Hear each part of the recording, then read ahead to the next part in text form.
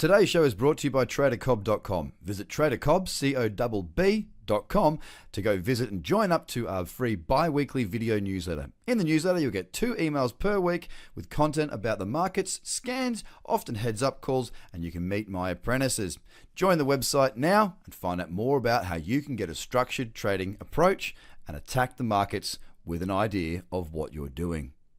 Join TraderCobb.com now.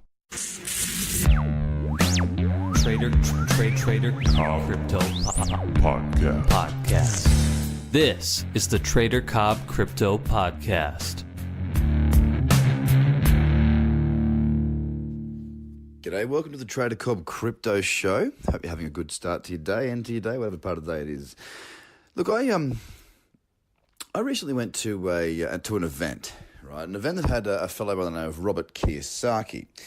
Now, Robert Kiyosaki, for those of the older generation, you'll probably remember Robert Kiyosaki from Rich Dad Poor Dad, Cash Flow Quadrant, and all those sorts of books he wrote donkeys years ago. I mean, he wrote those books a long time back. I mean, I remember being 15 or 16 years old and going to an event with Robert Kiyosaki. One of my mentors, my dad, took me when I think it was 15. I'm pretty sure I was 15. It was just after I read the book Zig Ziglar, See You at the Top, and I actually got to see Zig Ziglar up on stage at that particular event. Now, why am I talking about Zig Ziglar? Because my favorite quote is, you don't have to be great to get started, but you have to get started to be great, and that is a Zig Ziglar quote. I also saw Jim Rohn and a few others. I can't remember the other ones, but those were the guys that I remember very, very closely and really enjoyed. Now, to be fair, what was interesting was they typically at these events, they've got a headline act, which was Kiyosaki, and then they've got, I guess, what you'd call fillers, which get up there and they give some information, they give some detail, they talk to you about what their expertise is.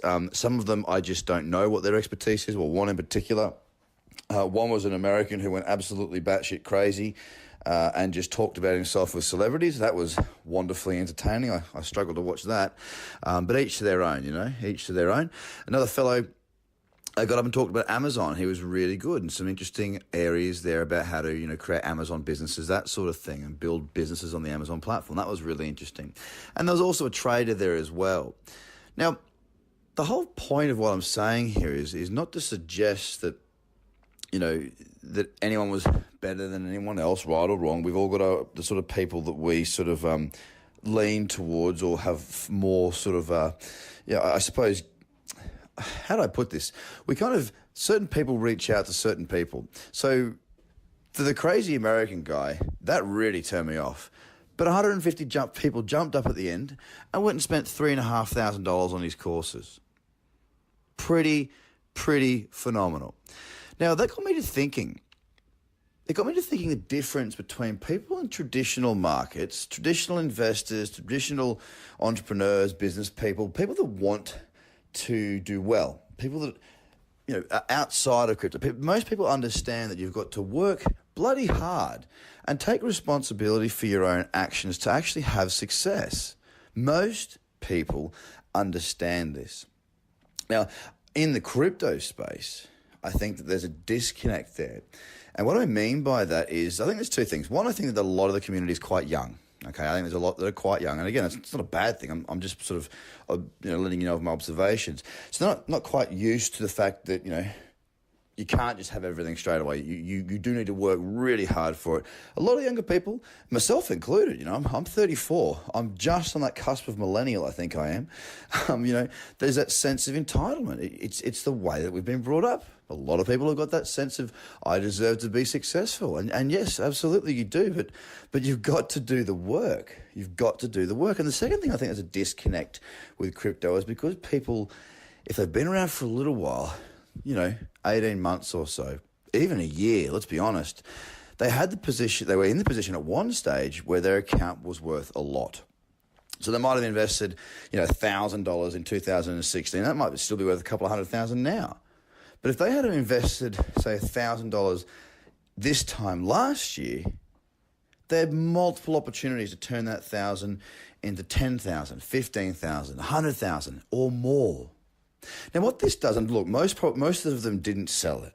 Okay, most of them didn't sell it, so they didn't make anything. They're sitting there on whatever they've got left, and this is probably you. To a certain extent, it's me.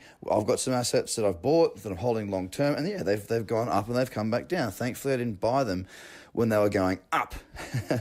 I actually bought most of my stuff that I didn't sell on that run up this year, and I continue to add to that portfolio. My point being is this: they saw. I didn't make the money because I didn't bank it, but they saw the money go up very, very quickly. They saw their net worth go up really, really quickly. And what did they have to do to achieve that? Maybe watch some YouTube. Maybe go on some Facebook groups. Read some Twitter posts. The reality is that life doesn't work like that. So coming back to the difference between people that were at this event, so your everyday punter, effectively, bit of an older audience, be honest, bit of an older audience. Most of them are probably, I guess it'd be 35 to 65. It'd probably be your demographic in that audience, whereas in crypto, it's probably more 20 to 45, the lower end of that spectrum, right?